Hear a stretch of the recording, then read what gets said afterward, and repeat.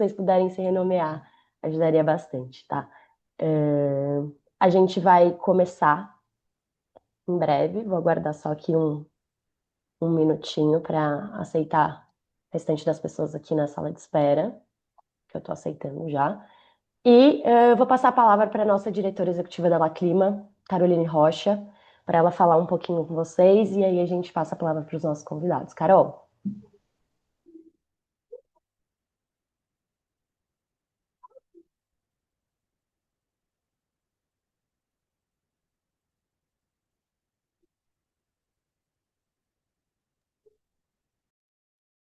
Bom, acho que a Carol caiu. A gente vai aguardar um pouquinho, ela deve estar entrando novamente.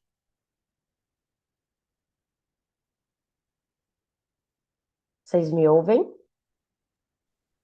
Sim, Sim, a gente está te escutando. A Carol é que Perfeito. realmente está com a tela preta, né? Pronto, chegou a Carol. Carol, olá, a gente, vocês palavra estão me ouvindo? tá com você. Sim. Bom, muito por estarem aqui. Meu nome é Caroline Rocha, eu sou diretora executiva da La Clima. É, esse é uma nova edição do nosso COP Talks, que é um evento que a gente já faz há algum tempo em preparação para a SB, né, para a SB 64, que é um encontro dos órgãos subsidiários da UNFCCC. Então, só lembrando aqui que a Clima é um instituto dedicado a pesquisar, disseminar e implementar conhecimento sobre clima e políticas climáticas. E a gente está muito feliz de poder estar aqui com vocês e falar um pouco sobre a SB 64. A Todos os anos a gente faz um preparamento, uma preparação da sociedade civil e assim, de nós mesmos, porque isso aqui ajuda a gente também a se preparar para o encontro, para o encontro dos órgãos subsidiários em junho, que acontece em Bonn todos os anos, e também para as COPs. Isso ajuda a gente a aterrissar e ter uma incidência de maior qualidade quando a gente chega em Bonn e quando a gente chega nas COPs. E isso ajuda também a todo mundo a entender o que está em jogo, quais são os temas que vão ser falados, quais são os assuntos que estão em jogo, o que é que vai ser discutido, por que a SSB ela é algo relevante e por que a gente precisa prestar atenção. Esse ano não é muito diferente, nós temos vários temas e é uma SB que promete. Nós temos 3 itens novos de que a gente precisa prestar atenção, alguns são não datados, outros não. Então, nós temos desses encontros sobre o artigo 9 que é sobre financiamento. Então, é a primeira vez que a gente vai ter uma discussão do artigo 9 especificamente. A gente vai ter uma discussão sobre clima e comércio, que é algo que a gente tem pedidos e pedidos e pedidos há bastante tempo para criar um local para falar sobre isso. E toda vez que a gente tratava de questões sobre comércio dentro da UNFCCC, isso era remetido para a OMC e vice-versa. Então, agora a gente vai ter um espaço para conversar, isso vai ser bastante importante.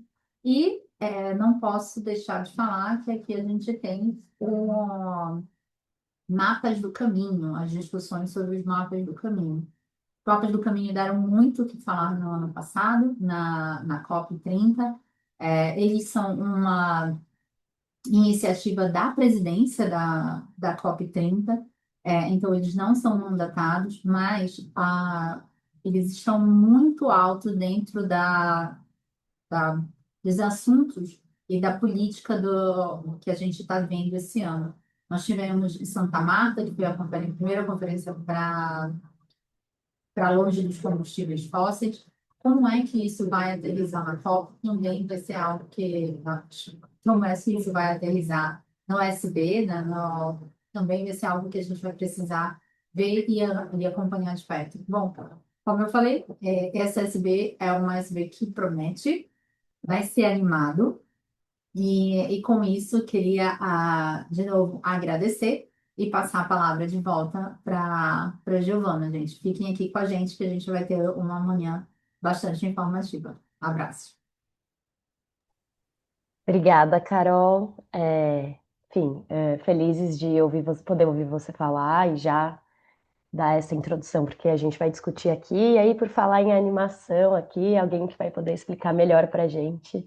Eu vou passar a palavra para Flávia Belaguarda, uma convidada super especial. Ela é assessora, para quem não conhece, acho que muita gente aqui vai conhecer, mas para quem não conhece, ela é assessora especial da COP30 para o MMA, é cofundadora da La Clima, então é sempre um prazer para a gente estar junto com a Flávia. Especialista em política climática, mestre em justiça climática pela University of Birmingham e muitas coisas mais. E uma querida para a Clima e super especialista no tema. Vou passar a palavra para Flávia. Flávia.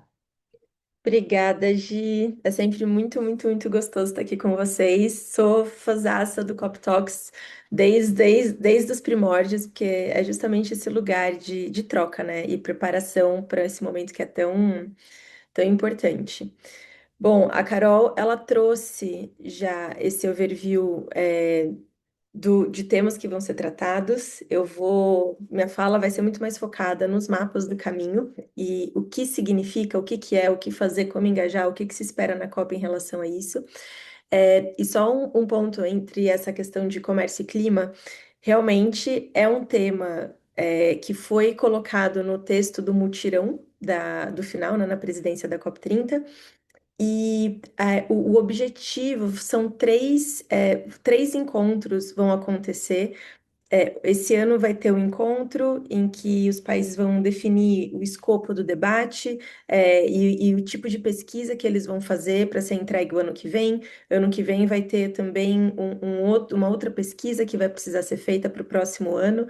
Então, os encontros vão acontecer anualmente, mas essa pesquisa entre países ela vai ser feita ao longo dos anos, para que em 2028 esse debate esteja mais fortalecido e ele, coincidentemente, vai estar um pouco mais maduro no segundo ciclo do GST e com o objetivo de, quem sabe, o GST reconhecer esses elementos do comércio dentro da discussão. Então, ele é apartado a questão de itens ali mandatados que já são debatidos no Acordo de Paris, mas existe sempre que a OMC aponta o dedo para a UNFCCC, a UNFCCC aponta o dedo para a OMC, e aí sempre um fica jogando a bola para o outro. E a ideia é que esse fórum que vai ser criado justamente consolide esse debate.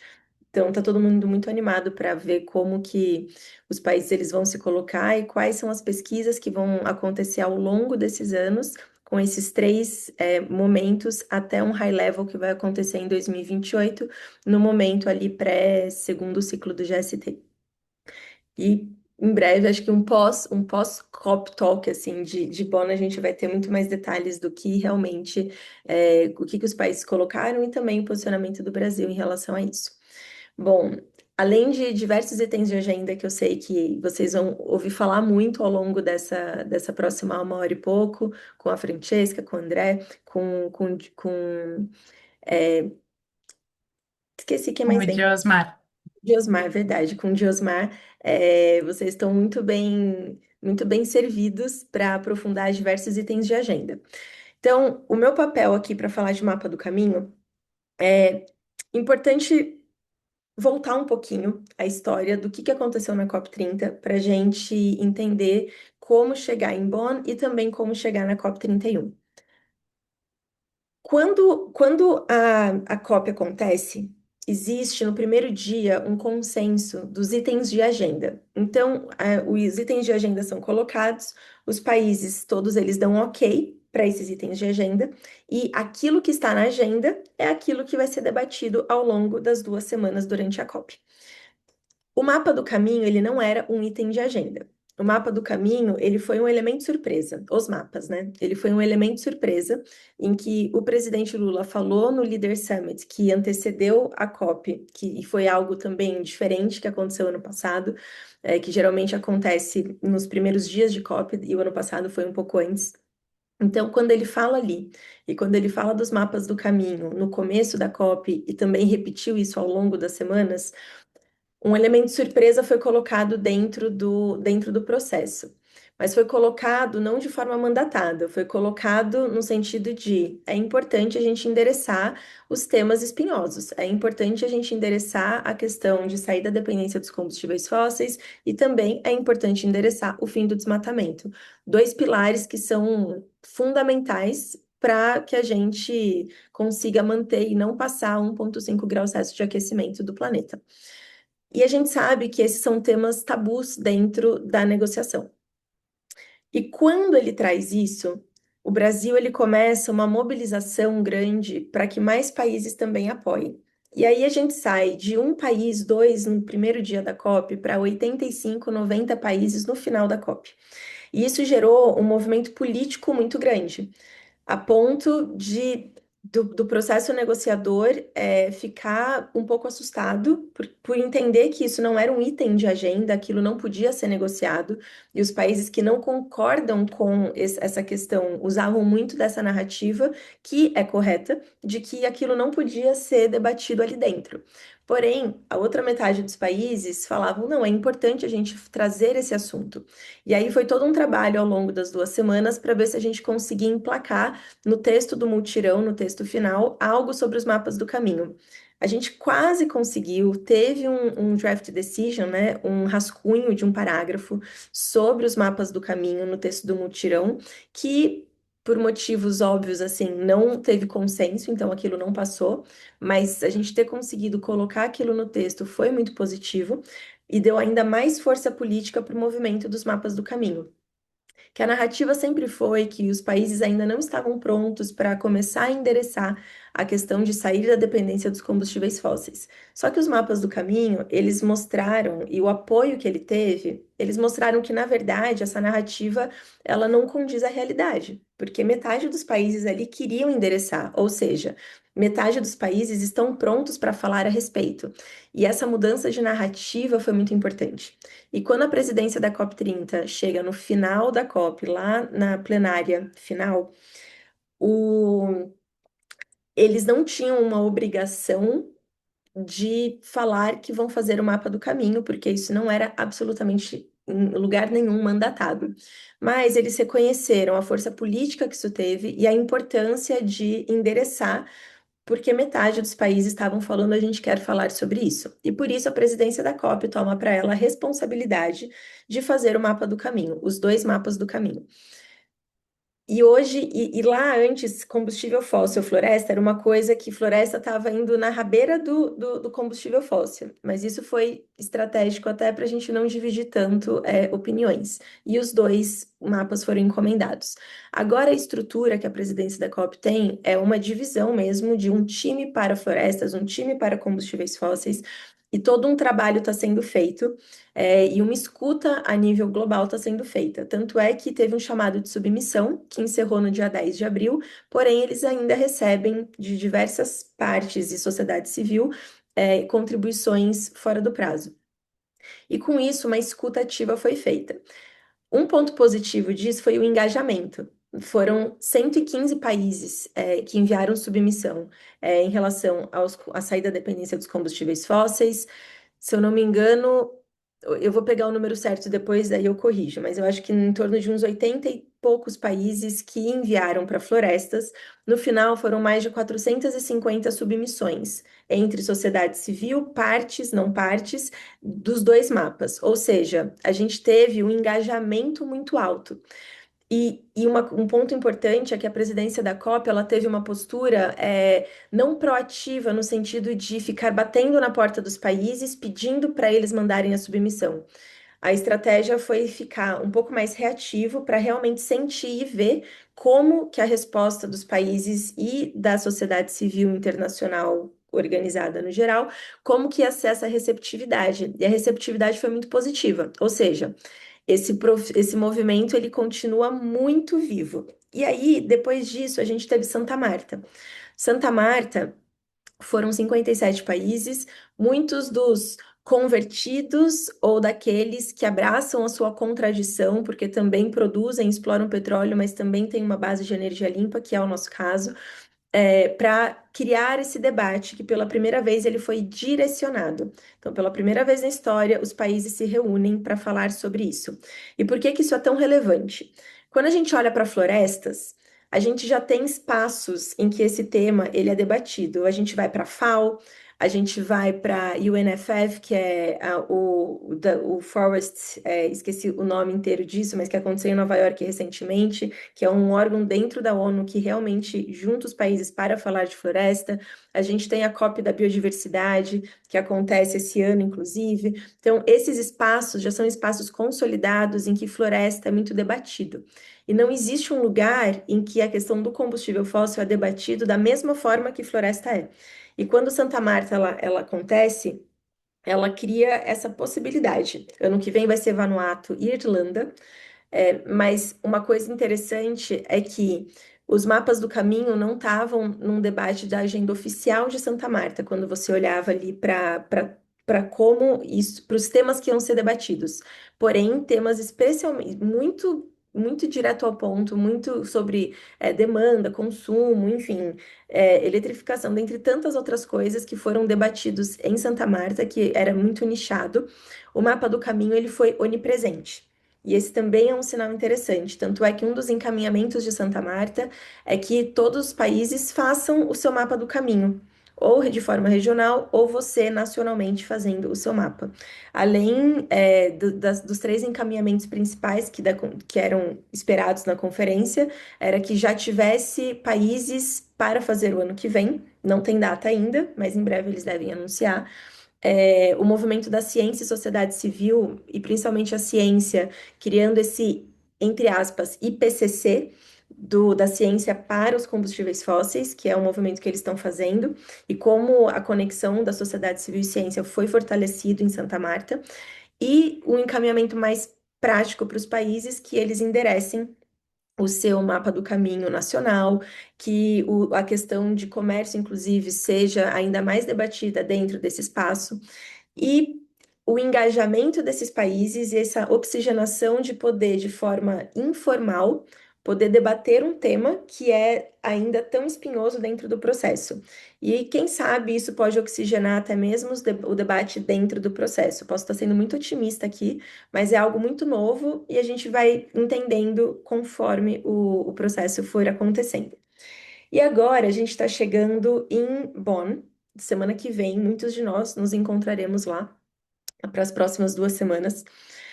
E o mapa do caminho, como todo mundo já espera, ele não está numa agenda de debate para negociação, porque ele não é um tema mandatado. Mas existe uma força política por trás dos mapas do caminho que eles precisam ser endereçados. Tanto é que a presidência da COP, ela vai fazer eventos, vão ser 2 eventos, a data em breve vai sair, no qual eles vão abrir esse processo de escuta mesmo, sabe? O que foi os outcomes dos relatórios que eles estão fazendo. Então, ali eles vão falar um pouco mais sobre isso e também ter essa rodada de escuta dos países e partes, não partes que estarão lá. E é importante também ressaltar que esse documento que a presidência da COP está fazendo, ele não vai ter consenso, porque ele não é mandatado. Então, é uma visão da presidência da COP, só que é uma visão de que foi feita uma escuta. E é muito difícil colocar absolutamente tudo que está sendo trazido para a mesa para um relatório de 60, 80, no máximo 100 páginas. Eles vão ter vários capítulos, os capítulos vão ser muito curtos, então ele é muito mais um documento inspiracional e de guides, assim, de uma guiança para que os países olhem aquele documento e tenham ideias do que eles podem fazer para o seu mapa nacional e que eles se sintam inspirados a também fazer o seu mapa. Então, o documento ele tem muito mais esse objetivo. Só que ele foi feito num processo de escuta para legitimar ainda mais aquilo que a presidência da COP30 está fazendo. Então, Bonn vai ser importante para que a comunidade internacional tenha mais conhecimento sobre os temas e o que está sendo endereçado naqueles 2 documentos, mas não com o objetivo de concordar ou discordar do que está escrito ali naquele papel, mas muito mais com o objetivo de concordar ou discordar sobre o que é importante para cada país, para que um debate aconteça e, a nível nacional, isso ajude a endereçar os mapas do caminho. Porque esse documento, ele é um documento de guideline, ele vai estar ali para auxiliar. E também o mapeamento dos países que apoiam muito o mapa do caminho, ou aqueles que realmente são completamente contra. A gente já tem uma clara visão sobre isso, dos que apoiam, dos que não apoiam, mas tem muitos ali no meio do caminho. E esses no meio do caminho, identificar, conversar, estimular, incentivar para que eles enderecem o mapa. Porque os mapas do caminho, eles não são uma ameaça. Muito pelo contrário, eles não são ele é um processo, é uma jornada. Então, não significa que a gente vai resetar e a partir de amanhã não vamos mais produzir petróleo, porque isso é uma falácia, a gente sabe que é ilusório e não acontece. Mas a gente sabe que, e a ciência tem falado muito isso para a gente há muito tempo, de que nós estamos caminhando para um processo muito mais difícil de enfrentamento à crise climática, e os efeitos vão ser cada vez mais drásticos. E a gente vai precisar tomar decisões. Só que essas decisões, elas precisam ser debatidas, elas precisam ser elaboradas, elas precisam acontecer no momento em que existe espaço para as conversas difíceis. E esse momento é agora. As conversas difíceis a nível nacional, elas precisam começar a acontecer para que esse mapa, dos dois mapas, sejam desenhados. E uma vez que esses mapas são desenhados, existe assim saídas prontas para esses países que já vão começar a trabalhar nessa direção. E aí, quando o bicho pegar mesmo, sabe? Quando a situação ficar muito mais crítica, as saídas já vão estar prontas. E a partir dali, os países vão sofrer menos, as pessoas vão sofrer menos. É uma retaguarda, é uma questão de segurança econômica, de segurança social, de segurança climática. E os mapas do caminho servem justamente para isso. Então, ele é voluntário, ele é nacionalmente determinado, e os países precisam se sentir engajados a fazer isso. Dito isso, a gente vai para Bonn e depois a gente tem a COP31. É muito difícil a gente conseguir um consenso para que isso seja colocado dentro do texto negociador. Mas eu acho que a tentativa de colocar no texto, mas isso não ser consensuado, ela sempre vai trazer uma força política importante, que é assim, a gente perdeu, mas a gente ganhou quando isso acontece. Existe um processo importante estratégico de tangenciar as negociações para que, pensando no ciclo 2 do GST, os mapas do caminho já estejam ainda mais fortes, os países ainda mais engajados, e quem sabe o caminho é a NDC reconhecer os mapas do caminho.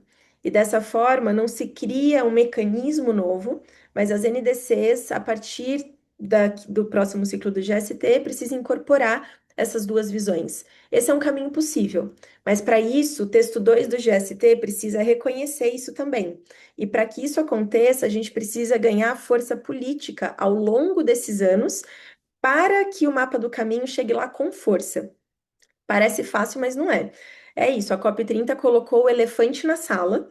O elefante pode ir embora a qualquer momento, só que a gente precisa dar muita comida para esse elefante para ele não passar pela porta, para ele ficar lá e crescer e ser presente no debate. Por isso que Bonn é importante, a Semana do Clima de Londres, que não é oficial da ONU, também é importante, porque é engajamento dos atores da sociedade civil. Aí a gente tem a pré-COP, que vai acontecer em Fiji, que é fundamental também. A gente tem a COP, e no meio disso, tantos outros momentos que acontecem, não só a nível global, como a nível nacional, não só no Brasil, como em outros países. E nesses momentos, o engajamento ele precisa ser muito vivo em relação ao mapa do caminho, para que dessa forma a gente garanta um fortalecimento político e um aumento de escopo dele, para que ele não seja ignorado. E esse ano é muito importante que essa força política aconteça, porque quando a presidência da COP30 entregar os documentos para a COP31, ele é um documento, ele não é mandatado. Então, a COP31, ela pode engavetar, ela pode falar muito obrigada, vou ler isso depois, ou ela pode falar muito obrigada, reconheço a importância desse debate, vamos seguir discutindo. E quando ela fala isso, a gente consegue manter uma linha condutora de que existe uma abertura da presidência da COP31 para que esse debate aconteça. Só que para que a COP31 ela tenha essa postura quando receber os mapas do caminho, ela precisa olhar para o lado e entender que não tem a possibilidade de ignorar os mapas do caminho. E dessa forma, a gente consegue manter essa força política, esse estofo político, para que os mapas sejam debatidos ao longo do ano que vem. E debatidos a nível nacional, porque não existe um país apontar para o outro falando você fez ou não fez. O que a gente precisa é encorajar e incentivar os países a desenvolverem o seu próprio mapa. E é muito complexo. O Brasil está fazendo isso, tem um despacho do presidente, muitos encontros ministeriais já aconteceram em relação a isso, por questões de desalinhamento de conceito do que significa o mapa do caminho, do Ministério de Minas e Energia e Fazenda e MMA, que estão mais alinhados, teve muitas travas. Então agora está na Casa Civil e a gente está aguardando os próximos passos. Mas isso vai acontecer com qualquer país que comece a endereçar esse assunto, porque ele é complexo e ele realmente não vai ser fácil. Mas pelo menos iniciar o processo já é um primeiro passo para que isso siga caminhando. E esse ano, por ser inclusive um ano de eleição, as coisas ficam ainda mais complexas em relação à continuidade do debate. Mas ele começou esse ano e ele precisa continuar ao longo desse ano e o ano que vem. E é para isso que a gente está trabalhando e fortalecendo. E quanto mais o mapa do caminho é fortalecido a nível internacional, mais a gente fortalece a nível nacional. E por isso a importância da gente seguir falando e seguir repetindo os mapas do caminho e também fortalecendo e engajando outros países a fazerem o mesmo. Obrigada, Flá, por trazer essa perspectiva. Acho que os mapas do caminho são o principal tema que a gente herdou aí da COP30 e uma grande novidade, então muito relevante a gente discutir isso. Então, eu queria agradecer. Queria aproveitar para dar um recadinho rápido, pedir para vocês se renomearem. A gente teve um probleminha com o link. Então, quem entrou agora, dá uma checadinha no nome, vê se está tudo certo, se renomeiem, porque a gente teve um problema com relação a isso, tá? Muito obrigada, peço desculpas por isso. Queria também dizer para vocês que estou vendo que o pessoal está enviando perguntas no chat e a gente vai ter um momento de perguntas no final, então é via chat. Se vocês tiverem alguma dúvida, enviem a pergunta de vocês no chat, a gente está colhendo essas perguntas para responder ao final. E agora eu queria chamar a Francesca da Tese para falar um pouquinho de transição justa. Ela é especialista em política climática, com formação em política ambiental e relações internacionais, e atuação voltada para a promoção de uma ação climática equitativa e inclusiva, como coordenadora de transição justa da Climate Action Network, que é a CAN, tem se dedicado a fortalecer a participação da sociedade civil nos debates sobre transição justa e assegurar que seus princípios sejam incorporados aos processos climáticos internacionais e nacionais. No âmbito internacional, participa ativamente das negociações sobre transição justa no contexto da UNFCCC, contribuindo para o fortalecimento da participação da sociedade civil e para os esforços voltados ao avanço e à operacionalização dos mecanismos de transição justa. Então, muito obrigada pela presença, Francesca. A gente fica muito feliz de ter você aqui e de ter a CAN também num espaço tão importante para a La Clima. E a gente está muito interessado em ouvir sobre transição justa, que também é um tema super relevante nessa COP. Francesca. Obrigada, Giovanna. Bom dia, eu sou Francesca e é um prazer estar aqui com todos vocês. E aqui termina meu intento de portunhol e vou passar ao espanhol. Entonces, sí, ahora me gustaría un poco contarles, primero que todo, como dónde estamos en las negociaciones de transición justa, que, digamos, tomaron mucho, como se dice, mucho volumen en la agenda de la COP en los últimos años, pero sobre todo el año pasado, y también comentarle un poco desde la perspectiva de Cannes qué es lo que estamos esperando que se realice este año, porque este año es un año clave para como verdaderamente anclar la transición justa en la UNFCCC y también realizar lo que estamos llamando este mecanismo. Ya les voy a contar. Les preparé unas slides para que sea un poco más fácil seguir, son todas en español, perdón por eso. ¿Las ven? Creo que sí, entonces sigo. Sim, Perfecto, gracias.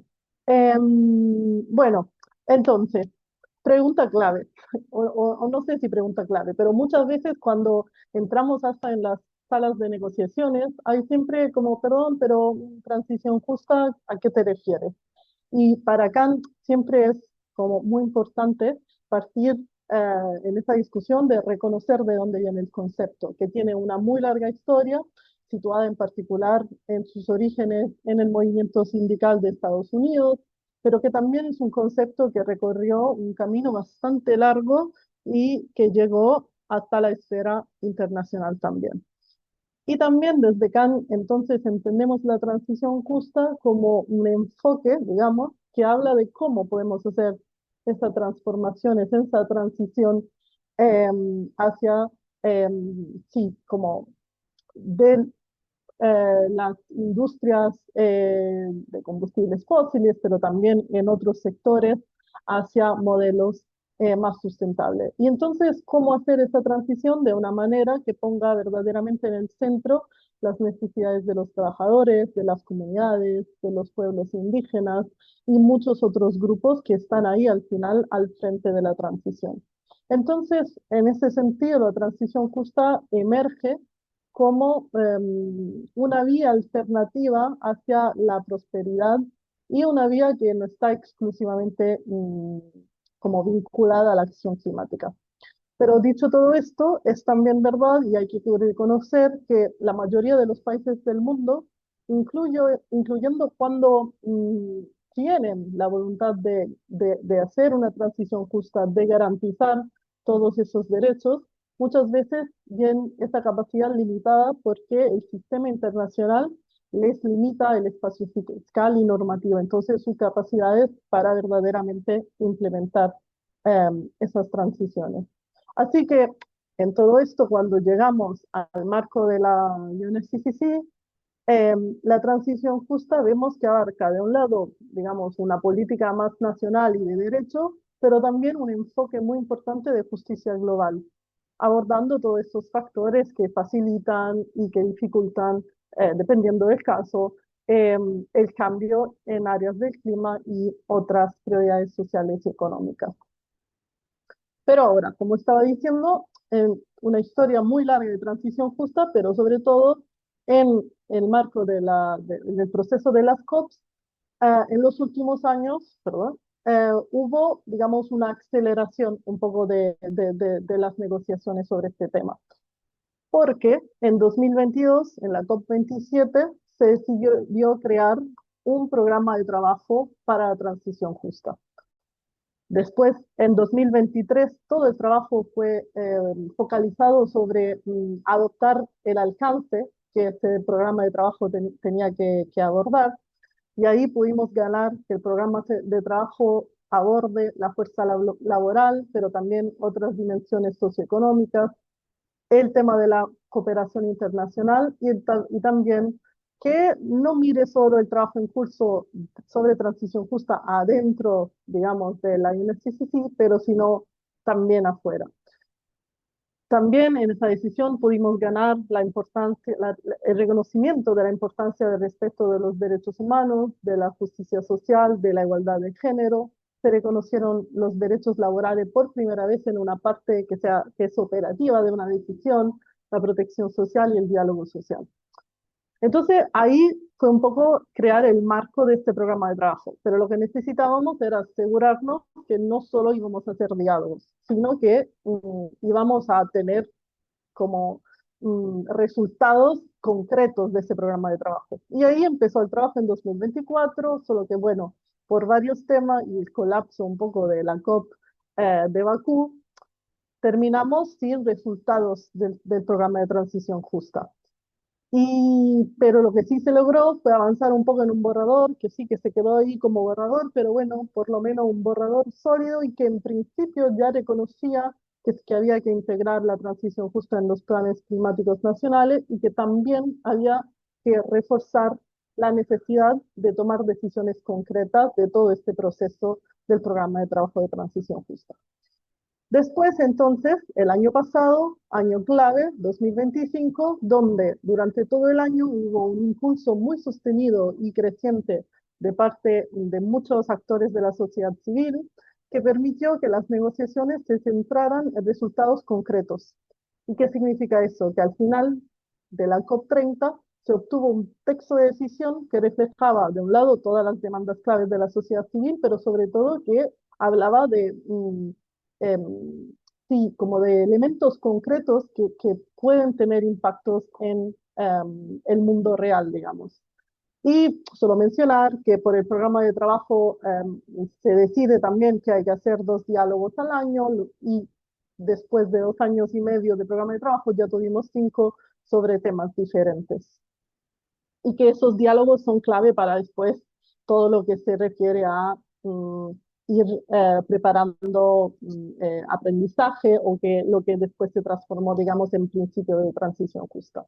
Pero bueno, entonces, todo el trabajo de 2025, vamos a una COP, muchas movilizaciones por parte de todos y terminamos con una decisión histórica sobre transición justa. ¿Por qué? Se identifican los principios clave que se deben utilizar cuando se hace referencia a la transición justa o se la moviliza. Eso incluye que la transición justa debe aplicarse en todos los aspectos de la política climática, que debe basarse en derechos, y acá con referencia a muchos diferentes derechos humanos, laborales, pero también derechos de titulares de derechos específicos. Por ejemplo, hay texto muy bueno sobre los derechos de los pueblos indígenas.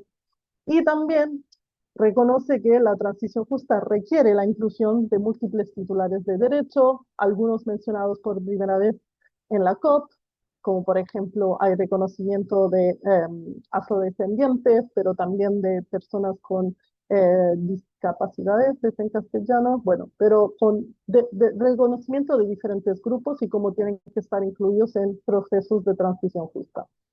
Y finalmente, de nuevo conectando a la parte internacional, como la transición justa no es solo un esfuerzo nacional, sino que requiere cooperación internacional, financiación y abordar algunas de las barreras, digamos, globales. Y también se decide desarrollar un mecanismo de transición justa, que para la sociedad civil, desde el año pasado llamamos el BAM. El año pasado era BAM por Belém Action Mechanism, entonces mecanismo de acción de Belém, y este año lo modificamos y ahora es Belém Antalya Mecanismo.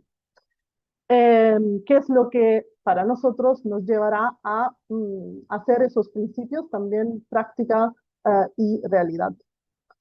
Después, entonces, ¿qué es este BAM? ¿Y qué tiene que pasar este año? Claro, en la COP se decidió desarrollar un mecanismo, pero ¿cómo este mecanismo tiene que ser? ¿Qué elementos tiene que tener? ¿Qué funciones? ¿Qué actividades? ¿Qué modalidades? Todo está por decidirse. Y este año es un año clave para avanzar sobre eso.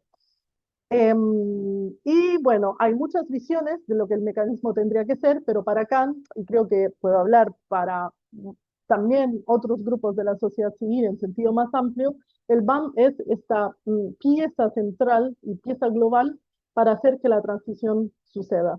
Y no es lo único que la transición justa necesita, pero a nivel global estamos convencidos que es una pieza clave y que falta. ¿Y por qué lo necesitamos? Este gráfico siempre me hace reír porque es un poco feo, pero en realidad muestra cómo hay ya como tantas iniciativas, acciones, trabajos y esfuerzos sobre transición justa, pero que todavía está de alguna manera muy desorganizado y no interconectado. Entonces estamos viendo cómo falta un poco un marco común, cómo hay acción fragmentada y aislada. Es verdad, el año pasado esos principios que ganamos nos pueden ayudar, pero ahora necesitamos el mecanismo, el BAM, para traducirlos en práctica. Vemos también cómo hay coordinación, pero de manera muy insuficiente de momento y casi todo trabajando, digamos, por su lado, cuando se podrían ayudar e interconectar mucho más. como hay faltas en financiación, hay brechas en financiación, capacidad y cooperación, y también hay escasa integración de la transición justa con los objetivos de cambio climático. Y entonces este es un poco el marco en el que estamos y también decir que además de todo esto, desde nuestra perspectiva, el BAM puede convertirse en la decisión potencialmente muy trascendente para la gobernanza climática global en París, porque abre una puerta a un tipo de diferente de acción por parte de la COP, que es construida, digamos, sobre el consenso con un papel o sea, muy orientado a habilitar la ambición y justicia social y climática. Y esto es verdadero cuando estamos hablando en la transición para alejarnos de los combustibles fósiles, pero también en cambios de sistemas agrícolas, alimentarios, en deforestación, en temas de impactos climáticos, en temas industriales y de industrialización. Y vemos cómo la transición justa nos permite conectar un poco todas estas diferentes conversaciones de una manera que pone al centro de nuevo la prosperidad y dignidad de las personas. Y ahora, ¿qué pasa en Bonn? Como mencionó también, era Flavia, perdón, Bonn es un momento clave durante el año, porque es donde se empieza a elaborar los borradores de los textos de decisión, que básicamente son un poco la base de lo que después se negocia en la COP. Y tenemos el ejemplo del año pasado, que es un ejemplo muy bueno, porque llegamos a Bonn y los facilitadores de esta agenda del programa de trabajo de transición justa proporcionaron un borrador de la estructura que identificaba claramente cuáles eran todos los temas que se tenían que hablar. Y en esos temas también hablaban de resultados concretos. Entonces, este año esperamos que se haga algo parecido y que la estructura debería incluir una sección sobre los mensajes clave de los diálogos. Este año ya tuvimos uno sobre sistemas alimentarios y va a haber otro en la segunda mitad del año. Algo sobre la revisión del programa de trabajo que este año termina, o bueno, tienen que decidir qué hacer. Y también esperamos que haya una parte importante dedicada al desarrollo del mecanismo en sí. Y lo que pasa es que después, cuando hay esta estructura, se pueden presentar nuevas ideas desde la plenaria, enviar notas informales, perdón, enviar submissions durante la sesión y crear un poco una nota informal enviada a la COP que tenga todas las opciones, desde las más ambiciosas hasta las menos ambiciosas. Y eso es lo que pasó el año pasado y esperamos que pase este año también. Y también, de un punto de vista más político, Bonn también es clave para elevar transición justa y BAM como un resultado de negociación fundamental de la COP31, siempre articulando cómo esto apoyará a trabajadores, comunidades y países. Y como decía, hay muchas ideas sobre qué, cómo este mecanismo se tiene que desarrollar. Hay cosas que, digamos, ya fueron acordadas en la COP30, en particular lo que se refiere al propósito del mecanismo. Entonces, la COP dice que el mecanismo tiene que mejorar la cooperación internacional, la asistencia técnica y el desarrollo de capacidades e intercambio de conocimientos, pero también facilitar transiciones justas, equitativas e inclusivas. Y también vemos cómo hay, digamos, diferentes dimensiones que esta discusión sobre el BAM tiene que tener, porque se tendrá que hablar de propósitos, pero también de funciones, de modalidades y de actividades en caso que se necesiten algunos ejemplos. No creemos que vamos a llegar tan lejos a nivel de tanto detalle, pero es verdad que son un poco las diferentes dimensiones que se pueden hablar cuando se habla de institucionalizar un mecanismo. Y la propuesta de Kant sobre el mecanismo se sigue tomando forma, pero seguramente vemos cómo sus funciones principales incluyen la coordinación, el intercambio y la generación de conocimiento y el apoyo. Y bueno, ahí puse unos links que pueden ser útiles para quien esté interesado en ver todas las propuestas sobre el mecanismo de los diferentes grupos y también en febrero tuvimos unas audiencias públicas para que diferentes organizaciones, no solo de la sociedad civil, pero estén, como nos cuenten un poco de cómo se imaginaban ese mecanismo. Entonces, para quien está interesado un poco más en los detalles.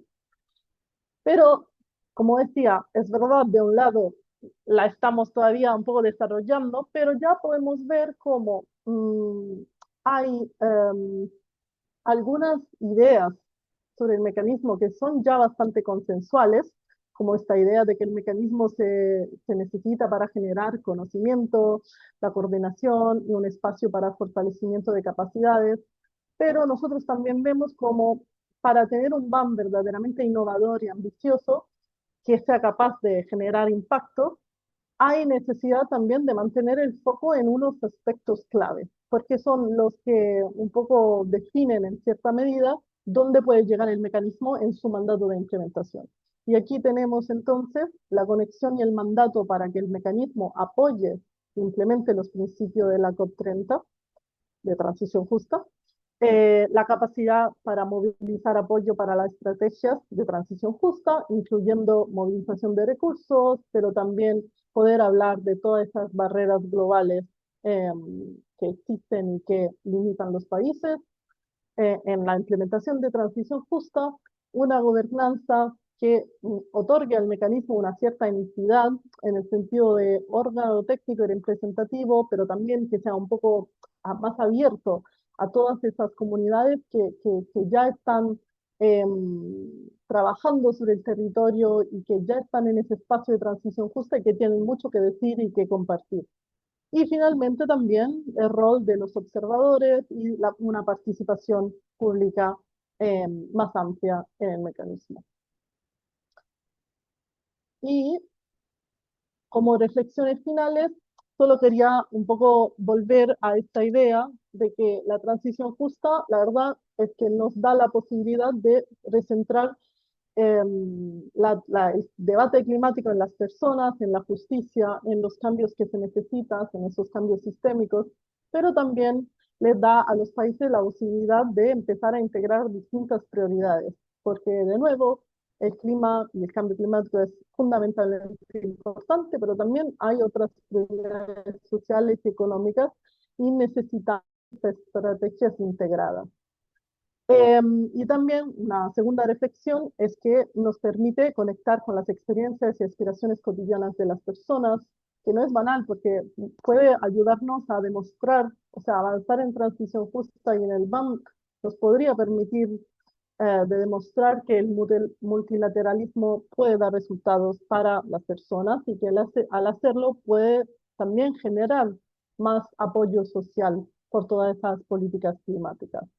Así que nada, por ahora termino aquí. Muy obrigado. Y bueno, estoy, me quedo por cualquier pregunta que haya. Muito obrigada, Francesca. Foi muito elucidativo, muito importante a gente falar de transição justa, que eu acho que é um tema muito relevante para essas negociações, já foram na última e tem desdobramentos importantes. Eu quero aproveitar para relembrar vocês, se vocês tiverem perguntas, como a Francesca disse, se vocês tiverem perguntas, vocês podem enviar aqui pelo chat. O nosso Q&A vai ser via chat, então esse é o único método de vocês enviarem as perguntas de vocês. Enviem por lá, no final a gente vai colocá-las para os nossos palestrantes aqui. E, enfim, quero chamar agora o Diosmar Filho. Ele é geógrafo, coordenador do Laboratório de Estudos Territoriais, Desigualdades e Mudanças Climáticas, do Lab Sul Global, da Associação de Pesquisa IALETA, também é um super parceiro nosso, está em vários eventos com a gente. Obrigada, Diosmar. E vou passar a palavra para ele. Ele vai falar um pouquinho de adaptação, que é outro tema super relevante nas negociações. E, enfim, vou deixar ele explicar melhor. Diosmar.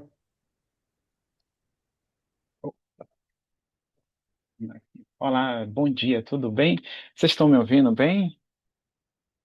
Tá, né? Ouvimos sim. Então, ok, bom dia aí a todas, né? Obrigado aí por mais uma vez esse convite, né? E esse compromisso da Lacrima, né, com essa preparação, né, nossa para esses diálogos das SBs e das COPs, né? Eu acho que enriquece muito, né? E agradecer muito ao Gabriel, toda a equipe, né, a Giovânia, a Carol e as pessoas aqui que antecederam já as falas, né? Eu não acompanhei todos, mas somente a Francisca, né? Muito bom aí o tema da transição justa, né?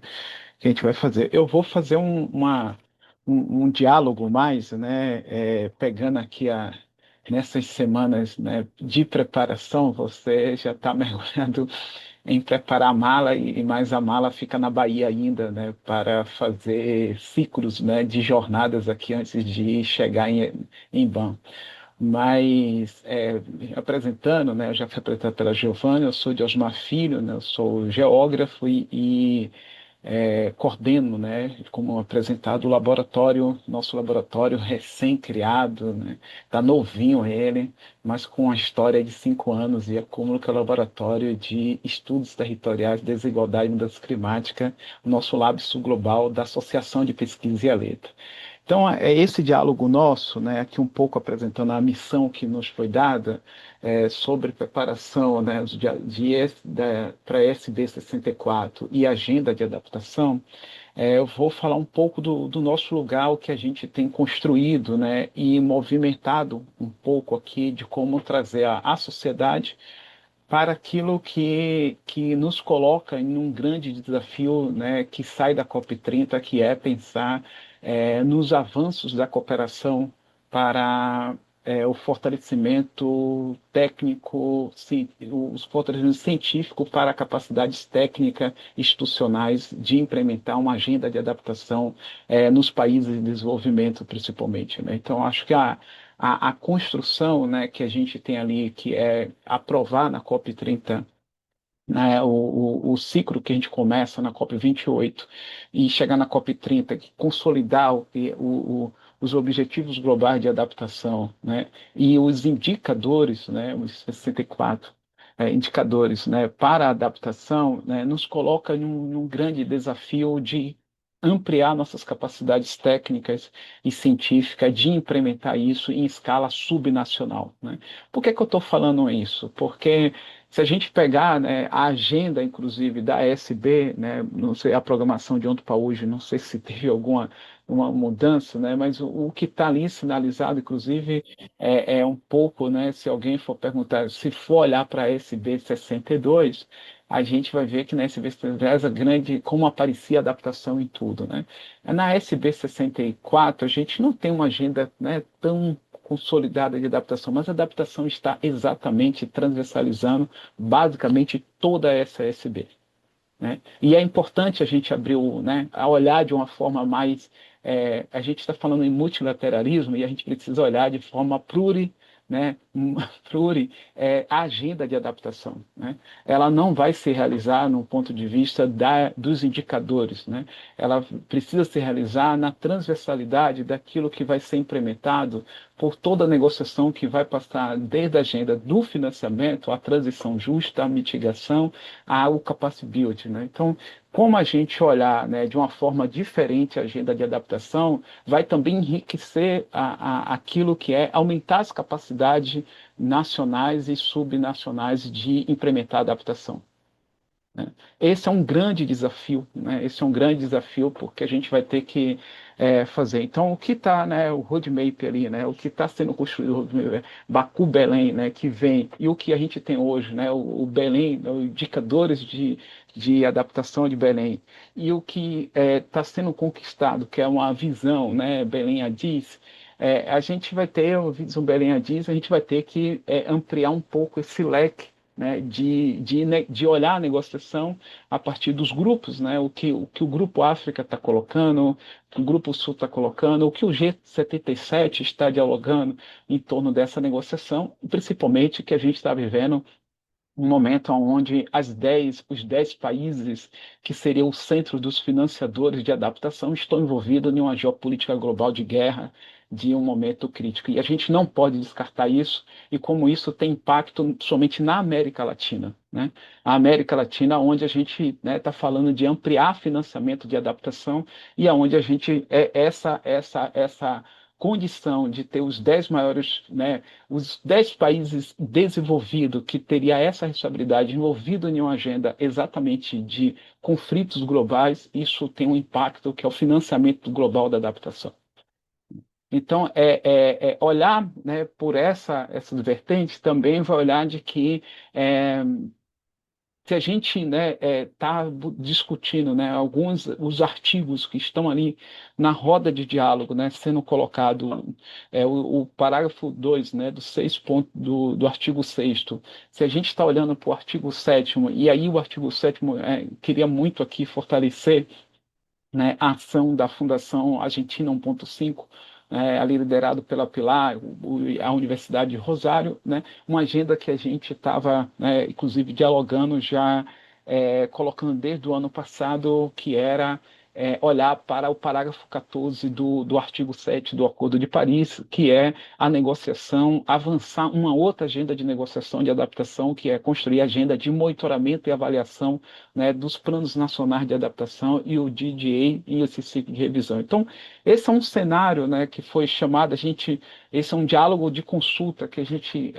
participou ali, inclusive na Semana do Clima, né, de Addis Ababa, né, na Etiópia, né, o ano passado, em preparação da COP30, e já estamos nesse avanço que é chamar esse diálogo para pensar, né, o que vai ser a agenda de adaptação no Global Stocktake. Então, pensar essas coisas, né, olhar um pouco para esse lugar, envolve também uma outra postura, né, que a gente tem colocado enquanto pesquisadores da Associação de Pesquisa e a Letra, que é pensar, por exemplo, se a gente não teve tempo científico para construir indicadores de adaptação, a gente, para revisar indicadores de adaptação, vamos precisar de mais tempo científico. Vamos precisar de ampliar nossas capacidades científicas para contribuir e não repetir os erros que estão sendo questionados, né? Mas eu acho que a gente ganhou algo que é importante, que agora a adaptação dá para ser discutida no campo de vista da saúde, no campo de vista de água, no campo de vista da segurança alimentar e nutricional, do campo de vista da infraestrutura, no campo de vista de eliminação da pobreza global, né? Então, por exemplo, a Francisca estava falando de transição justa, né? Se você tem um objetivo global de adaptação, que é redução, né, eliminação das formas, né, de vulnerabilidade baseado na pobreza, né, como é que a gente vai cuidar disso? Porque a gente está falando de um terço da população global. A gente está falando de um terço da população global vivendo em situação de pobreza. Né? Então, se a gente tem esses dados, né, e aí quando a gente vem para a América Latina, esses dados pesam mais.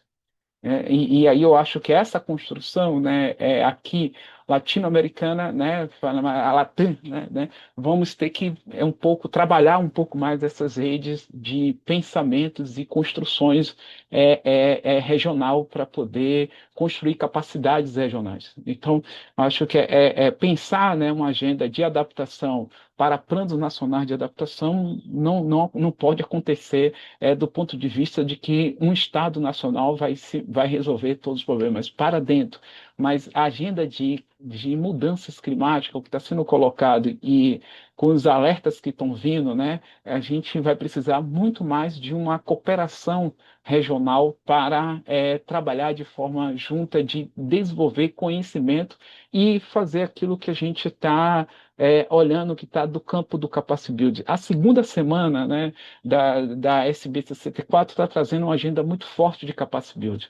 E a gente precisa entender o que é o Capacity Build, que não tá pronto para falar de adaptação. O Capacity Build é construir capacidades territoriais agora. Essa é a grande jornada, né? Eu acho que a gente construiu capacidades empresariais dos últimos 10 anos. Agora a gente precisa fazer capacidades territoriais, né? Eu acho que territoriais porque os governos nacionais e os subnacionais, no caso as municipalidades, vão ter que ser muito mais, né, implementadoras da agenda de adaptação do que só uma narrativa federal, né, dos estados nacionais, né? Então, e isso, né, envolve principalmente, né, eu acho que está muito bem delimitado, né, o que o G77 ali, né, os países de desenvolvimento estão trazendo para essa agenda, mas o que o Grupo África tem defendido nesse campo, inclusive com muita força trazendo, inclusive para a SB64, a agenda de saúde, né? Então, pensando de que a gente precisa assumir na adaptação agora que técnicas e conhecimentos vai vir para isso, e já um pouco, né, encerrando aqui nossa fala, para nós da Associação de Pesquisa Letra é muito importante o que vai ser o relatório especial, o report, né, especial do IPCC sobre cidades, né, e como é que a gente está construindo também o que a gente tem acompanhado, que é construir redes de conhecimento para o sétimo relatório, né, de avaliação do IPCC, e o que a gente leva, né, vai sair da SB para a COP31, pensando na Turquia, que é essa agenda de cidades. Para a gente é prioridade, né, assim como Dubai, né, a gente não acreditou muito que a adaptação ia avançar com o framework, a agenda de cidades é a agenda populacional que entra com força, né? Nós temos um desafio global de mais de 50% da população vivendo em cidades, e essas vulnerabilidades que a gente fala, elas são urbanas em grande peso. E a gente precisa tratar isso como uma agenda de mudanças climáticas, uma agenda de adaptação muito forte, mas sem fazer algo que a gente tem feito nos últimos 5 anos, que entre, né, produção de conhecimentos para que a agenda de adaptação seja implementada de forma técnica científica. A gente não pode deixar que a agenda de adaptação seja uma agenda implementada por formas políticas de gestão de risco e desastre, né? Então, a gente precisa de um investimento técnico-científico. Então, nesse campo, o financiamento, da forma que ele está agora, diante de um mundo polarizado, ou um mundo vivendo em pré-guerra global, né? A gente tá vendo o que está acontecendo por aqueles que são os países desenvolvidos, que seriam os responsáveis a nossa missão, né? 1,5 de reduzir a emissão, e a nossa missão de 1,3 trilhões de dólares, né? 1,3 bilhões, ou trilhões mesmo, né? 1,3, a nossa missão lá 1,3, né? Em um mundo de guerras, a gente também chega na SB com esse contexto. E a gente não pode fechar os olhos para isso. Não pode fechar os olhos para isso. A agenda de adaptação precisa disso. Precisa olhar que a redução do financiamento global envolve também ampliar as vulnerabilidades, mas envolve também ampliar a pobreza global.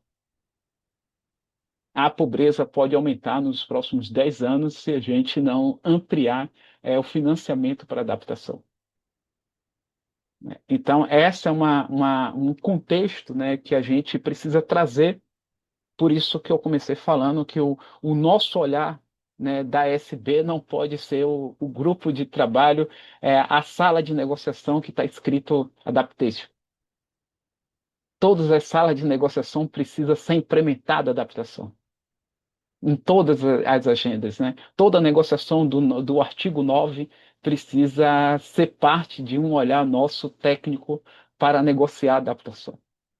Toda a negociação do artigo 6º com os limites e respeitando, né, aquilo que envolve a mitigação, né, precisa ser colocado o que não foi feito ainda de adaptação lá.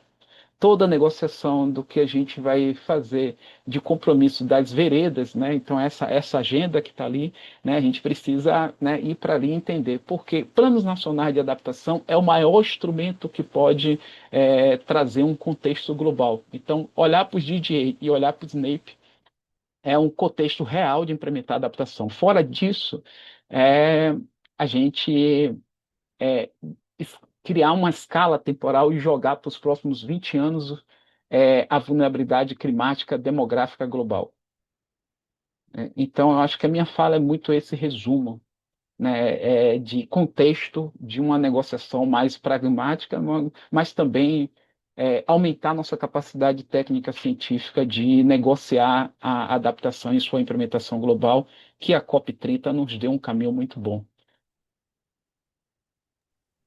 Obrigada, Diosmar. Acho que também é uma apresentação muito importante sobre um tema que é muito vinculado à prática, né? Então, muito importante a gente falar não só do aspecto técnico, mas também dessa questão da transversalidade nas salas e de como a gente pode fazer isso acontecer, já que é um tema que é sobre pessoas. Então, a gente vai agora para as perguntas, né? Vou passar algumas perguntas que foram colocadas no chat para vocês. Se vocês tiverem mais perguntas, enviem para a gente no chat. Esse é o momento, de conversa mesmo. Então, quaisquer dúvidas, vocês podem colocar aqui no chat para a gente poder responder e colocar para os nossos convidados responderem. Então, primeiro eu vou falar as perguntas e aí vocês podem responder todas depois, tá bom? Vou começar com uma pergunta que foi feita para Flávia. A Flávia, infelizmente, teve que sair, ela tinha um outro compromisso, mas ela deixou a resposta no chat, então vou aproveitar para ler, para que todos fiquem sabendo, e na sequência, as demais perguntas para a Francesca e para o Diosmar. A Carla Abreu perguntou: qual a perspectiva sobre o posicionamento da presidência da COP31 em relação a, em relação ao reconhecimento e endereçamento dos mapas do caminho? E a Flávia Bellaguarda respondeu que a perspectiva é positiva, eles compreendem que esse tema deve continuar e quanto mais apoiarmos o mapa, mais garantimos que essa percepção se mantenha. Então, sobre a importância da gente continuar fortalecendo os mapas do caminho para que isso permaneça dentro do radar da presidência da COP31. E aí a gente tem agora 3 novas perguntas. A primeira é da Giana, que diz: quais estão sendo os principais impasses para a discussão de transição justa entre os países? Essa é para a Francesca. A pergunta do Gabriel Mantelli. Queria perguntar como as agendas de transição justa e adaptação também podem ampliar de forma concreta agendas locais de geração de renda. E a terceira pergunta é da Mariana Marasquim. A agenda de ação da COP30 conseguiu um engajamento forte do setor privado.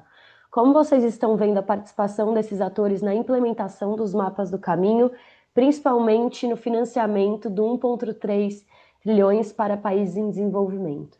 Então, são essas 3 perguntas. Você quer começar, Francesca? Perfeito, Sí, obrigada. sí. Puedo comenzar. Muy buenas preguntas. Creo que voy a responder sobre todo la segunda, sobre un poco dónde están los bloques, y la de agendas locales de generación de rentas, que creo haberla entendido, pero vemos. Entonces, en términos de cuáles son estas tensiones o si impases sobre la discusión de transición justa en las negociaciones. Digamos que sin entrar en detalles de qué país dice qué, hay bastantes.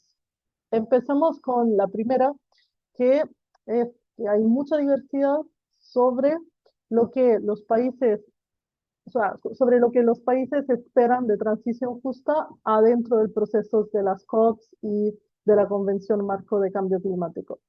Porque por algunos países está muy claro que la transición justa es algo como una agenda importante, una nueva, inspiradora, orientada al futuro, y hay otros, digamos, que intentan un poco limitar el alcance, un poco como si dijeran, bueno, sí, lo tenemos ahora porque está en la agenda de la COP, pero la lista es tan larga, centrémonos en otras agendas más tradicionales. Entonces, esa es una tensión muy clara. La segunda, más relacionada, si quieren, al trabajo de este año, es que ver con la gobernanza y lo que la transición justa necesita. Porque de un lado hay, sí, lo que se necesita, y del otro lado hay un poco lo que los países están dispuestos a aceptar adentro del proceso de las COPs. Y eso va a ser un poco difícil de navegar. Eh, Porque, bueno, sí, necesitamos una entidad, un mecanismo que sea capaz de llegar a otros, de convocar a otros actores, y entonces no puede ser simplemente una lista de actividades. Entonces, eso también una tensión bastante grande. Tercero, un poco como vamos de un consenso general sobre funciones a cómo ese órgano, ese mecanismo lo va a hacer. O sea, qué mecanismos, qué modalidades necesitamos para que pueda ejercer todas estas funciones. Y aquí es donde estamos diciendo mucho que necesitamos un poco pensar afuera de la caja, porque si no, o sea, si nos quedamos un poco en lo que la Convención Marco ya creó, en mecanismos ya creados, no podemos verdaderamente lograr nada que pueda impactar de la realidad, sino que podemos aprender de toda esa experiencia y seguir un poco ampliando la manera, innovando la manera de crear esos mecanismos. Y como último, sobre barreras, digamos, o impases, también que se necesita un poco romper esta narrativa que se está intentando posar este año sobre que es una COP de implementación, pero una COP de implementación afuera de la agenda de negociación, como si negociar adentro de la COP fuese algo malo. Entonces, lo que vemos es que se necesita un poco una mejor articulación de la transición justa del BAM, pero también de qué significa implementar adentro de la COP, porque no queremos que se vuelva solo anuncio, ¿no? O sea, hay anuncios que son importantes, pero también nos reunimos ahí en un proceso de negociación, de construcción de consenso, y entendiendo que hay diferentes también poderes, pero un poco ver cómo se puede articular eso de manera mejor. Eh, y sobre la otra pregunta, creo que hay un poco de conexiones, o sea, no, seguramente no podrá resolver todos los problemas, digamos, o agendas locales sobre generación de renta, pero seguramente hay políticas que son clave de transición justa que pueden tener impactos. Todos esos temas que tienen que ver con diversificación económica, creación de empleos, protección social. Entonces, ver cómo esto puede soportar y también o sea, siempre reconociendo que también hay límites eh, sí, internacionales a eso, pero entonces siempre jugar con ese balance y esa conexión. Pero seguramente transición justa en sí puede eh, sí, facilitar un poco un desarrollo de algunos de esos temas. Y bueno, por ahora termino ahí. Gracias por la experiencia.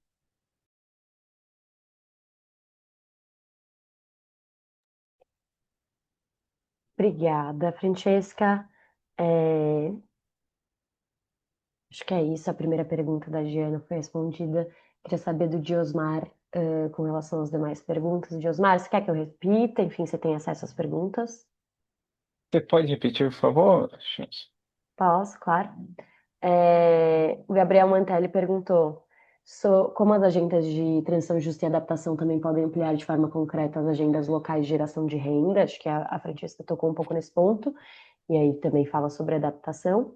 E, na verdade, uma Mariana Marasquim, que não é a Mariana Marasquim, mas não se renomeou, perguntou: a agenda de ação da COP30 conseguiu um engajamento forte do setor privado. Como vocês estão vendo a participação desses atores na implementação dos mapas do caminho, principalmente no financiamento do 1,3 trilhões para os países em desenvolvimento? Então, fala dessa meta de financiamento de adaptação. Ok.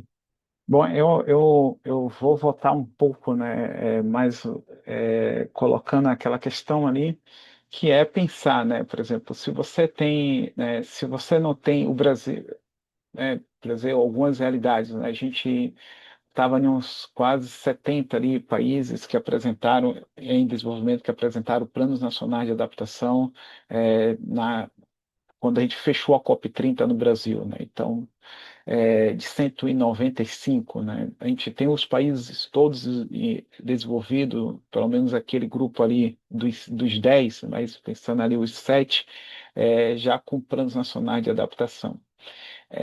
Na realidade dos países, né, como implementar uma agenda de adaptação capaz de trabalhar com gerações de renda, né, a gente passa pelo princípio de que se a gente não avançar de verdade em uma discussão séria, de maior conhecimento sobre o que é adaptação, né, como forma de desenvolvimento, como a gente tem defendido em alguns estudos nossos, né, trabalhar a adaptação como uma forma de desenvolvimento. Isso também foi um relatório que foi publicado o ano passado, né, de uma construção, né, da presidência da COP, né, com outras organizações, um relatório onde estava ali pensando que até 2035 geração de quase 250 milhões de empregos em adaptação, né? Então, se a gente se adaptação for associada à gestão de risco e desastre, a gente não vai conseguir implementar a adaptação como uma forma de desenvolvimento capaz de gerar trabalho e emprego, né? Então, essas são também, né, pontos do que está sendo construído, né, a partir de uma base, né, científica, que ciclos que a gente vai ter que medir em uma revisão dos indicadores globais de adaptação, né? Então, como fazer uma revisão que traga também um pouco mais de contexto, né, para alcançar realidades como essa, porque o que está não garante a gente nesse lugar, né? Não garante esse olhar mais de como, né, nos territórios a adaptação é também uma forma de desenvolvimento, né? A prevenção como forma de desenvolvimento, né? Então, isso é um contexto. Do ponto de vista, né, da inserção, né, né, do empresariado, né, o setor privado, na verdade, na agenda de 1.3, né, ali na missão 1.3, isso é super importante, é uma responsabilidade que precisa acontecer. Então, agora, como a gente vê isso do ponto de vista de se tornar recursos para adaptação, que esse é o grande desafio, o monitoramento que está acontecendo. Eu vi alguns relatórios até agora, não acho que são muito concretos ainda, eu acho que a gente vai ver um pouco no segundo semestre alguns relatórios pós-COP30, acho que no segundo semestre vamos ter alguns relatórios um pouco mais concretos, né, para a gente chegar e poder afirmar algumas coisas se o setor realmente privado está fazendo alguma mudança ao estar depositando no ponto 3 e esse depósito no ponto 3 a gente consegue ver, ampliar, precisamente, capacidade de país em desenvolvimento, elaborar e implementar planos nacionais de adaptação. Eu estou falando isso porque, se isso não acontece, a gente está indo para o mesmo lugar que foi a mitigação. A gente está setorizando aquilo que é cuidar da maioria. A mitigação fez isso muito bem nos últimos 10 anos. Então, não é crítica sobre a mitigação, é uma avaliação do que a gente construiu como mitigação para a prevenção da terra. E foi um sucesso, porque senão a gente estaria em uma temperatura já muito pior. A gente mitigou realmente o que a gente estaria vivendo em 2026 de temperatura e aquecimento global. Mas do ponto de vista técnico das populações no mundo, a gente tem um grau de vulnerabilidade muito alto. Então, planos nacionais, o grande desafio da agenda de DDA, de NAPES e da agenda de financiamento do artigo 9 é como ampliar o financiamento para ampliar a transferência de tecnologia e capacidade técnica para os países em desenvolvimento elaborar, implementar, avaliar e monitorar planos nacionais de adaptação. Se o recurso não chegar aí, a gente não tem uma boa avaliação ainda de adaptação em escala global. Essa é a realidade. Isso vai mexer com o quê? Capacidade dos países de cuidar dos sistemas nacionais de saúde, capacidade dos países de eliminar a pobreza, capacidade dos países sair de investimento em infraestrutura cinza para infraestrutura verde, né? Então, isso não se sai de uma hora para outra, né? Uma grande parte dos países em desenvolvimento ainda precisa de infraestrutura cinza para poder garantir saúde para a sua população, né? Então, se a gente não tem um olhar, né, desse jeito, então esses recursos, né, o 1.3, né, que é uma missão e algo, né, que está sendo super positivo, a gente vai ter que, né, ser um pouco mais cauteloso na avaliação. Então, eu prefiro esperar o segundo semestre, alguns relatórios mais de quem trabalha mais nesse campo de financiamento, para daí a gente olhar se isso está respondendo ao que a gente acompanha como pesquisa, que é pensar os planos nacionais e a revisão dos DDA, né? Então, dos indicadores de DDA. Se esses indicadores, né, se a gente conseguir até na COP32, né, a gente está falando de COP31, mas o DDA nossa missão é COP32, né? Essa rodada, né, dessa visão, a visão Belém Adiz, né, que vai ser a nossa grande rodada e ver isso. Então, é sobre isso. Eu não sei se eu respondi tudo aí de quem colocou, mas tentei aqui um pouco trazer um pouco de contexto para o que a gente está querendo tratar aqui, né, de forma é, é, de negociação, mas tem um contexto para isso, né? Então, tentar dar um pouco de contexto a esse diálogo. Perfeito, Diosmar, obrigada. Obrigada, Francesca. A gente tem mais últimas duas perguntas. Eu vou fechar aqui também as perguntas, porque para a gente não passar muito do tempo, porque a gente vai passar só uns 5 minutinhos. E aí a gente tem mais duas perguntas, uma do José Vitor Pereira Neto. Ele pergunta: tem uma pergunta sobre como as agendas de transição justa e adaptação podem materializar avanços concretos na luta por reparações da escravidão e colonialismo. Como vocês veem as recentes resoluções da Assembleia Geral conectando clima e reparações? Essa é a primeira pergunta do José Vitor. E a segunda é do Marcelo Paixão, parceiro da La Clima também. Gostaria de entender melhor o atual estado do Belém Addis Vision, se já existe uma metodologia definida para a busca da implementação dos indicadores, ou se é algo que ainda vai ser discutido de forma mais detalhada em Bonn. Acho que a gente pode começar por você, Diosmar, que a segunda pergunta é especificamente sobre adaptação, e acho que o contexto é favorável. Bom, eu vou falar um pouco aí né, o Marcelo querido.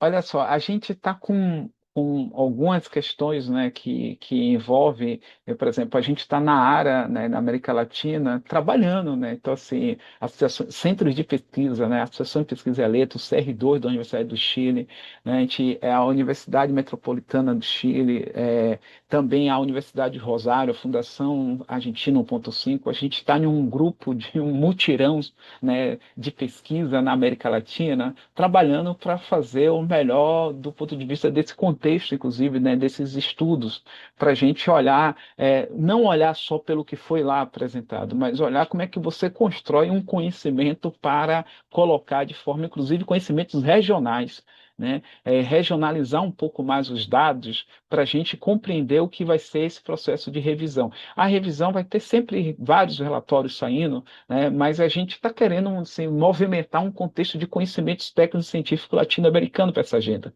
né? Então, também isso vai contar, né? Do ponto de vista assim, para mim, o que chegou até agora, a gente não tem ainda algo fechado. Acho que a negociação está avançando, as partes, né, vão fazer um movimento forte ali, né? De agora é hora, Francisco, agora é hora de implementar, né? Então vai chegar forte ali, né? Aquela agenda política dos governos nacionais e cabe a gente, do campo de vista da pesquisa, da coisa, dizer tudo bem, façam sua parte e a gente vai fazer a nossa aqui, por exemplo, na Constituinte, né, o Ringo, né, a Constituinte de Pesquisa Independente, eu estou olhando muito por ali, a gente está discutindo muito, eu estou, né, a gente construindo os relatórios, que é colocar a agenda de que assim, é preciso produzir conhecimento para isso. Se não teve conhecimento, né, se a gente foi atropelado, né, do ponto de vista técnico-científico para conseguir alcançar coisa, mas aprovou, eu sempre falo, agora que aprovou, temos chance também de revisar e construir algo. Então, acho que estamos num ciclo importante para a revisão né, dos indicadores para a visão. Um outro ponto que e aí envolve a implementação, né? Por exemplo, se a gente tem menos países, os países em desenvolvimento, a sua grande maioria apresentou estratégias, alguns têm planos setoriais de adaptação, né, e alguns têm planos nacionais que declarou planos nacionais de adaptação, fez revisão. Foi tudo depositado lá. Está lá na página da UNCC. Cabe a gente agora, né, também olhar o que é esses planos nacionais de adaptação, se eles estão de acordo com os indicadores que foram aprovados na COP30, o que a gente vai fazer na SB 65, né, em Antalya, na Turquia, né? Qual é os planos nacionais que estão aí aprovados? Estão de acordo com os indicadores de DJ que a gente aprovou na COP31? Eu acredito que não, porque uma coisa foi feita fora da outra, né? Então, tem muita coisa para a gente ajustar nessa negociação, né? Sendo que a realidade é cruel. A realidade é que as pessoas estão sendo impactadas por eventos climáticos extremos e necessitam de adaptação. Então, aí, o velho ditado brasileiro, né? Mudar o pneu do carro com o carro andando, né? Mudar a carruagem, né? Mudar com a carruagem se movimentando. Então, a gente vai ter que se movimentar e ir fazendo esses ajustes, né? Para ir produzir de verdade revisões, né? Análises mais fortes. E só concluindo, né? Sobre o colonialismo, né? E agenda de escravidão, né? A gente escreveu, né, em 2023, né, quando 22, na verdade, quando saímos ali da SB, né, para ir para a COP27, né, quando a gente deu o primeiro passo de trabalhar os objetivos globais de adaptação e avançar na agenda de adaptação, isso envolvia trabalhar o passivo global do colonialismo. Então, é, é, é uma agenda crítica, é uma agenda que justamente isso, né, vai ser países em desenvolvimento pagando por aquilo que que foi a carbonização escravista global. Né? Então, é uma reparação, mas essa reparação, a agenda que foi aprovada na ONU, né, do, né, reconhecimento da escravidão, vai ter impacto nisso? Vai ter impacto, mas eu não acredito que são regimes aí que ainda não conversam, né? Mesmo aprovando lá a considerações para afrodescendente no DDA, para mim isso ainda não é implementável se a gente não souber o que é categorias de análise para indicadores de adaptação. Então a gente precisa trabalhar muito mais naquilo que são as categorias de análise dos indicadores de adaptação, que tem lá raça. Se a gente der conta daquilo ali, a gente vai analisar daqui a 2, 3 anos se a gente conseguiu transformar em reparação aquilo que é o processo histórico de carbonização desigual, como a gente tem colocado. Obrigado aí, pessoal. Obrigada. Quero saber se a Francesca tem algum comentário também, dado que a pergunta Sí, era direcionada para os dois. sí, en realidad creo que Diosmar dio una muy, muy buena respuesta. Tal vez solo agregar una pequeña parte de que seguramente también hay como una conexión conceptual muy fuerte cuando hablamos de transición justa, porque bueno, hace unos años hicimos un ejercicio inicial de ver un poco como qué significa, ¿no? Cuando la gente está hablando de transición justa y cuáles son esos principios normativos que están a la base. Y ahí es donde vimos de todo el trabajo que se estuvo haciendo sobre cómo categorizar, digamos, o categorías de justicias que están a la base de transición justa. Y ahí se habla de justicia distributiva, de justicia procedimental, pero también de justicia restaurativa, que entonces enfrenta y intenta eh, sí, ¿cómo se dice? Bueno, que enfrenta esos daños históricos rectificando las injusticias históricas también.